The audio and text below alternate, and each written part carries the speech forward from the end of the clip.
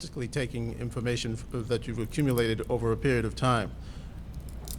Has the crime rate in Brockton suffered, or has it improved since the CompStat program has been put in place? Well, it's funny that you mention that, because You each have 1 minute to.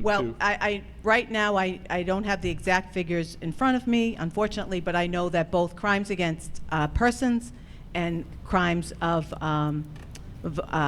burglaries, and they're both down. One's down 5% and one's down 8%. So they are down. I think there are some aspects of CompStat that I would want to see continue, but I think not necessarily all of it. The mayor's statistics are compiled by the police chief, who was appointed by her. According to a nationally recognized website, Brockton is the 41st most dangerous community to live in the entire United States. It's the second most violent city in all of New England, except for just Chelsea. That's a national website that uses FBI statistics. I haven't met a whole lot of people knocking on doors over the last 6 months who feel safer today than they did 4 years ago. Can I respond to that? No. No. No. But the panelists, there's room for one more follow-up. Mr. Carpenter, where do the FBI statistics come from? Well, obviously, they're reported by the various police departments, right, and compiled by the FBI and published. And what those show is that when Mayor Balzotti came into office, Brockton was the 58th most violent city in America. Today, it's the 41st most violent city in America. So we've managed to move up 17 steps on the violence ladder list under Mayor Balzotti. Yes. What Mr. Carpenter is not telling you is that those crimes are the crimes that are reported by the police department. And in fact, on the FBI website, it says, these numbers lead to simplistic and incomplete analysis that often create misleading perceptions adversely affecting cities along with their residents. And in fact, if you use the numbers that Bill uses, in 2011, Providencetown would have been the murder capital of the Commonwealth. So you can distort numbers any which way you like. He can distort them as he says, or he claims that I distort them. But either way, numbers can be moved around. The fact of the matter is that in the last 4 years, we've taken 256 guns off the street. In the last year and a half, we've had 12 sweeps. And before that, we had even more sweeps. And we're working each and every day, the men and women of the Brockton Police Department, to address crime and public safety in the city. Okay. I have a With follow-up 170 police officers, we had 221 previously. You had 221 in 1990. I have a follow-up question. We've changed the format slightly, but that's okay. This is a debate. The moderator realizes that, number one. Number two, actually, we've done the follow-ups panel for this particular question. I have an additional question. But Morgan True's turn. I need to keep the panel lined up, too. But Monique, I promise you'll be back in round 2 leading off. Morgan True, you have a question next for Mr. Carpenter. Yeah, okay. In 2 minutes.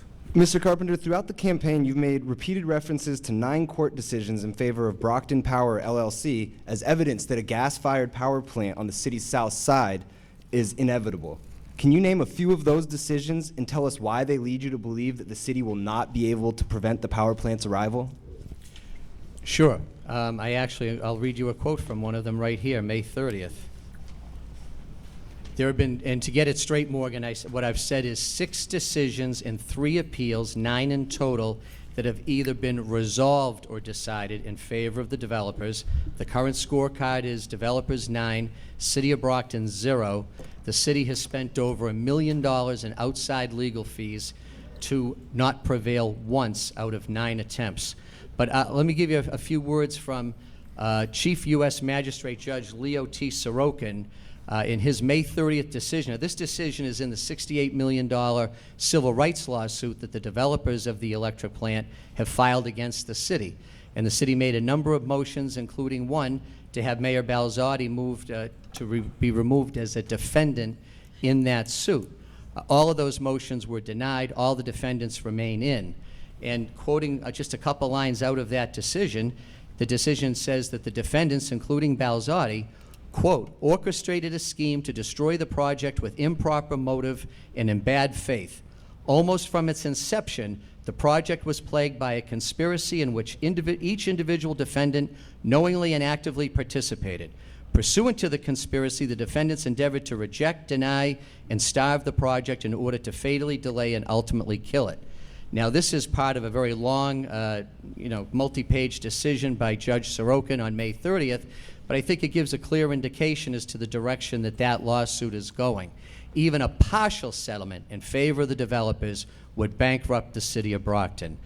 What I'm saying clearly, Morgan, is 6 decisions, 3 appeals. You spend over $1 million losing 9 straight. It's time to step back and decide what Plan B is, because Plan A is not working. So I am misrepresented as being pro-power plant. I'm pro-residents of the city of Brockton. I want to negotiate a settlement that's in the best interest of the people who live in the city, and part of that negotiated settlement will be the dropping of that lawsuit. Mayor Balzotti, you have 1 minute for Well, rebuttal. Obviously, I'm at a disadvantage because I have to be careful about how I respond to this. However, I would say to Bill, who is a sports guy, so if the Sox were down 3-0 in the World Series, you would tell him to give up. That's what you're saying.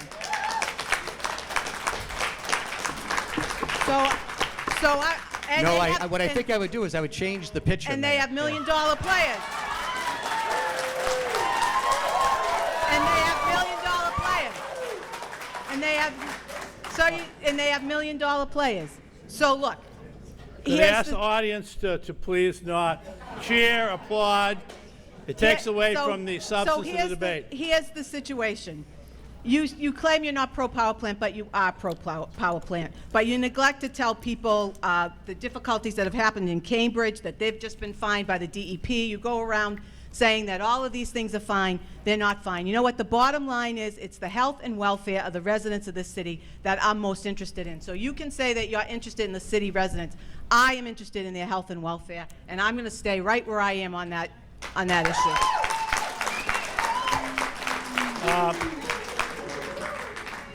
Mr. Carpenter, I get a rebuttal? you have 1 minute. Sure. I think that if an open-minded person were to come in and look at where this litigation has gone and where it's going, they would come to the conclusion that whether you think it's a good idea or you think it's a bad idea, it's coming eventually. The only thing that hasn't been decided is the timetable. I've reviewed the air quality, the DEP air quality reports for last year that came out in July of this year. Brockton ranked 3rd lowest in terms of the PM 2.5. They were the 3rd lowest of the 10 Massachusetts cities being monitored. The reading was 17.3. The maximum allowable reading is 35. So Brockton came in at less than half the national allowable standard. It was better than 7 out of the 10 cities that were being monitored by the DEP last year. I am also concerned about the health and safety of the people who live in the city. And I'll tell you something. When Pastor Harmon was bludgeoned to death on Clinton Street, it wasn't the air quality that killed him. I'm going to have to ask. That is very disrespectful. I have to ask the audience again, please. What you're doing, I know the enthusiasm is there. I understand it. I feel it. But you're cutting into the candidate's time to talk with you, and the listening and viewing audience is going to be seeing this later on. So please help us out here. Okay? Morgan or any member of the panel can have a follow-up. We have room for 2 follow-ups with 1 minute to each candidate. I would just, I think it's important for the record to point out that the decision that you quoted from, it says at the very top of it that the judge has to assume that all the arguments put forth by the power plant are correct. And what you quoted from was the power plant's argument. So Well, there are also other quotes in there, Morgan, if we're gonna try to read the whole 40-page decision, that also the judge makes his own editorial comments that he finds this case to have much more merit than any other case that's been similar case that's been in front of him. So I'll bring that language for you next time. But we can go through the whole thing. But the judge does give his opinion that there is the most merit to this case of any case of this type that he's reviewed. That's what the judge said. Okay, Mayor Belzotti, you have 1 minute. As I said earlier, it's difficult for me to comment on this because I am involved in the case. But I have said time and time again that there are still several cases to go. I do not believe that it is a done deal. It's not a done deal as far as I'm concerned. It's not inevitable that it's coming as far as I'm concerned. And I am going to continue on the road that I have been on, that I've committed to the residents of this city who are concerned about their health and welfare, and that's what I'm going to continue to do. I have a follow-on question. Yes, could be one And the follow-up. question is directed to Mayor Belzotti. And each candidate will have 1 minute. And it's the same vein. To first answer the question, rather, if I Well, may. we're on the power plant Yes. question right now. Yes. Mayor Belzotti, where you are so definitive in your actions towards the power plant, if you are elected for a third term, how can we be confident that if the power plant does come to Brockton, that you can be effective in negotiating and working with them as a business partner? I don't believe it is going to come, Steve, and I'm not going to answer that question would be that I have, that I'm giving up and throwing in the towel, and I'm not going to do that. I'm not going to give up, and I'm not going to throw in the towel. But what I will tell you is that I work with people that I disagree with every single day, and I don't have any problems with that. So, but I will tell you now that to tell you how I'm going to do that means that I'm giving in, and I'm not going to. Thank you, audience. Mr. Carpenter, 1 minute on this part of the question. Well, I think what would be interesting to hear would be if the mayor told us what the city solicitor and her own legal counsel, inside and outside, have told her about the prospects of the ongoing litigation, because I can't believe it's too optimistic after losing 9 in a row.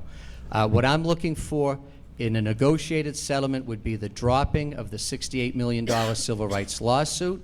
I'd be looking for some form of profit sharing for the city, so the more money that the plant generates for themselves, the more it generates for the city of Brockton. And I would insist that we negotiate up front the purchase of the water and what the payments for taxes and fees would be, so that we would only make the deal if it's a good deal in the interests of the residents of this city. We need to stop raising property taxes. We have the 20th highest commercial property tax rate in the state. We have the 72nd highest residential property tax rate in the state. We need to develop our water, sewer, and electricity resources with the potential to bring millions of dollars of revenue into the city budget and stop taking it out of the taxpayer's pocket. Okay, we are moving on to another round of questions. Everyone can breathe a bit. I think so far we have a fully engaging debate this evening. We're in round 2, and Monique Alamar is going to ask a question of Mayor Belzotti, and the mayor has 2 minutes to answer, and then Mr. Carpenter has a 1-minute rebuttal followed by 1 minute from the mayor. Mayor Belzotti, Brockton. Microphone. Hello.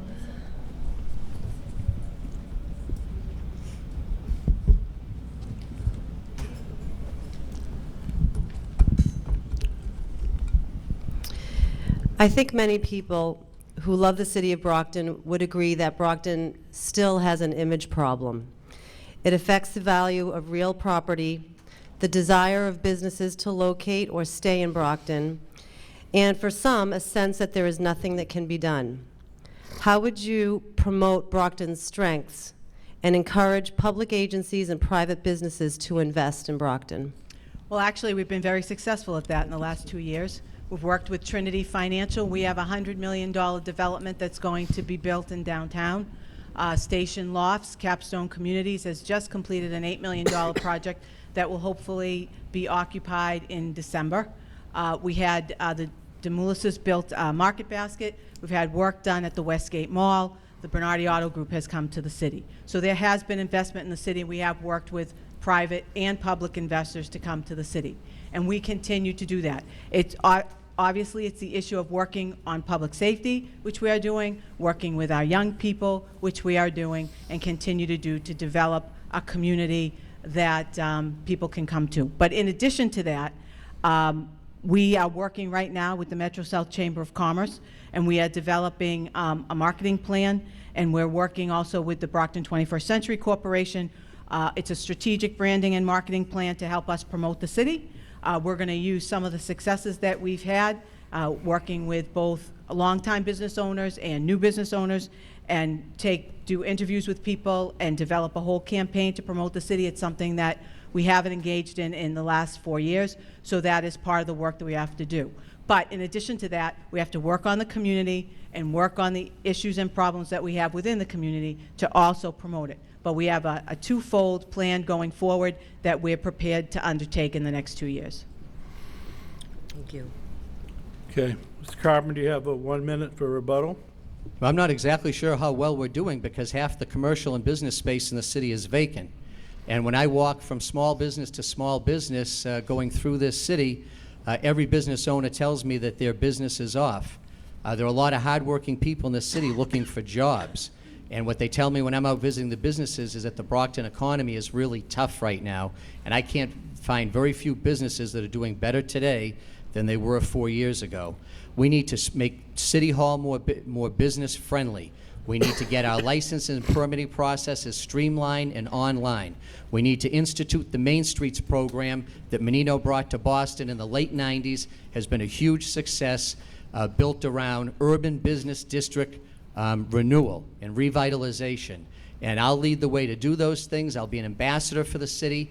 I will go out and bring the private investors and the developers back into Brockton. The key to the future of downtown Brockton is not Section 8 rental housing. We need private investors with private capital that know that Brockton has a sign on the front door that says we're open for business. You have 1 minute, Mayor Belzoni. Obviously, we are open for business based on all of the business that has come to the city in the last 4 years and all the work that we're doing. The City Council recently passed an ordinance for Planning and Economic Development Office. We will be staffing that, and we will be hiring a staff planner. The idea of a Main Street manager, it was something that the city had many years ago. There was one. It was something that was proposed by the past executive director of the Brockton 21st Century Corp. That we were going to try to fund with CDBG money, and we were unable to because of the requirements. So those kinds of skills have been worked in to the position of staff planner. It was a position that we advertised early in the spring. We started to collect applications and then decided that it would not be fair to the individual that comes in to lead the department. So and because of my term and only not being able to hire in the last 90 days, we're going to allow that person to hire the planner. But we have done a lot of work in terms of making things better and easier and more accessible for businesses, and we will continue to do that. Okay, does anyone on the panel have a follow-up to this particular question? Okay. Hearing none, Steve Bernard, it's your turn to ask a question of Mr. Carpenter, and he'll have 2 minutes to reply. Mr. Carpenter, how do you plan to increase revenues to adequately fund municipal services, especially for staffing of police, fire, DPW, city hall offices, to meet capital needs, the purchase of equipment, supplies, and products, i.e. working capital, and to replenish reserves, the funds needed to plug the revenue gap? Sure. Steve, I can give a lot of answers to that, but I first start off by saying we need to run city government more like a business. We need to develop these other streams of revenue coming into city government. We have resources that we're not using. We spend $6 million a year for desal water that we don't even take. We've given almost $12 million to that company in the last 2 years. We have excess water. We now have excess sewer capacity. The DEP has lifted the consent decree. We did almost $100 million upgrade on the sewer treatment plant. DEP increased our capacity, encouraging us to regionalize our sewer. I would package water and sewer together and market it to the surrounding communities. Every single community that surrounds Brockton is starving for sewer, and I'm very confident that they would buy some water to go with the sewer in order to have access to the sewer. We also have to make Stonehill College start paying their full price for their sewerage. They're underpaying $200,000 a year. $750,000 Stonehill is underpaid for their sewer during Mayor Balzotti's administration. There are a lot of revenues that we can look at to bring into the city. I think we need to take a look at the Citywide Towing Association. Most municipalities benefit financially from city tows. Brockton orders over 5,000 tows a year and does not receive 1 penny of revenue. So I think we have to think with an open mind, think outside the box, look at ways that the city can develop revenue coming into the city budget other than just property taxes, because the number one key, going back to the earlier question, is how we get businesses to locate in Brockton. We need to lower the commercial property tax rate. It's regressive. It's the highest one in the area. There's a reason why when you drive out of the city of Brockton into Avon or West Bridgewater, you drive right into industrial parks, because cities locate just outside the Brockton city limits so they can benefit from the city of Brockton but pay the lower taxes and cost of doing business in the small community next door. 1 minute rebuttal, Mayor Belzotti. Well, first off, you cannot use water and sewer monies to take care of city budgeting. Those are enterprise accounts. The money would have to stay in the water and in the sewer, so that's not going to help you with additional revenues for police and firefighters. Second of all, Stonehill College, the last time that agreement was changed was in 1996. So it was not during my administration. In fact, what has been done in my administration is that we are finally sitting down with Stonehill College to correct that situation. And in fact, there are conversations going on right now. So those things are not going to bring additional tax revenues or revenues that you can use on city financing or police officers or firefighters or any of those kinds of things. And the second thing is, in terms of our treatment plant, while we might have a capacity, we still have ways to go before we can take in additional flow. Okay. Do I get a rebuttal? Mr. Carpenter, you get Yep. one minute, yes. Okay. Well, first of all, Mayor, I'm glad to hear that you're finally talking to Stonehill after almost 4 years of them underpaying us. And I'm glad you brought up enterprise accounts, because one of the first things I'll do as mayor is I will order an independent audit of all the enterprise accounts so that we know exactly how much money is stashed away in these various accounts and why it's not being able to be utilized. And the mayor's right. Money in enterprise accounts is limited in terms of what you can spend it on, and that's why I'll work with the City Council to revisit these enterprise accounts. I don't think the CEO of the corporation should have their hands tied behind their back. We've created a system of haves and have-nots among city departments. So let's run these departments more like businesses. Let's let the mayor and the CFO make good financial decisions in the best interests of the city, and let's find out exactly how much money is sitting in those enterprise accounts and where it's located, because I don't think we really know the answer to that question. Can I? Okay, need to go to the panel. Is there any follow-up from the panel? Can I? Okay. On this question? As moderator, I'll allow each candidate to do a 1 minute follow-up to this particular question. If you want to know what is in the enterprise accounts, all you have to do is look in the FY 2014 or 2013 municipal budget.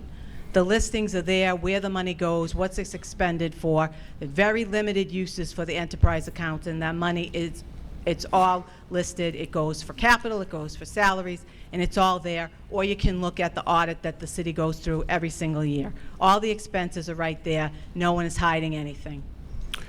Ms. Carpenter, Well, one minute. I want an independent audit of all of the revolving accounts and enterprise accounts. As an example, the money that comes in from Comcast for Brockton Community Access. Comcast pays the city of Brockton over $1 million a year. All of that money is supposed to go to BCA, yet under Mayor Balzotti, about half of it, $550,000, is being misappropriated into the general funds, into the mayor's budget, and only $500,000 is going into the BCA. I've seen several opinion letters from various state agencies that that's clearly not allowed. The money that comes from Comcast has to be spent on community access television. $550,000 of that money that's supposed to be going to BCA is going into the mayor's budget. And additionally, when is the last time the advisory board of BCA had a meeting? The money is not excuse me, going into the budget. It's in an enterprise account, just like the water and the sewer, and it sits there for cable-related expenditures. It is not going into the $550,000 a year? $550,000 goes to support of the BCA. The rest is currently in an account where it is only can be spent on cable related issues, and it can be spent for equipment and things like that, and it has not been spent, and it is there, and it is not utilized in the budget, and is not utilized to balance the budget. Well, there's $500,000 a year over the last 4 years that has not gone directly to BCA. The roof is leaking over there, the equipment's outdated, and this is why I want an independent accounting of exactly what's being done with that money. Okay, the chair says we've had our second question and follow-up on this question, so thank you, candidates, for that spirited exchange. We're still in round 2. Question 6, Morgan True. You have a question for Mayor Balzotti. She has 2 minutes to answer. Mayor Balzotti, you've had the city's lawyers and outside counsel go over the city's contract with the Aquaria Desal plant, and the conclusion has been that it's ironclad and we don't have any recourse there. Does that mean the city must resign itself to paying tens of millions of dollars over the life of that contract for water reserves, or is there some way to mitigate those losses? It is frustrating to people, and I understand that. I understand why it is frustrating. 12 years ago, 13 years ago, when the state had a moratorium on the city with no building and no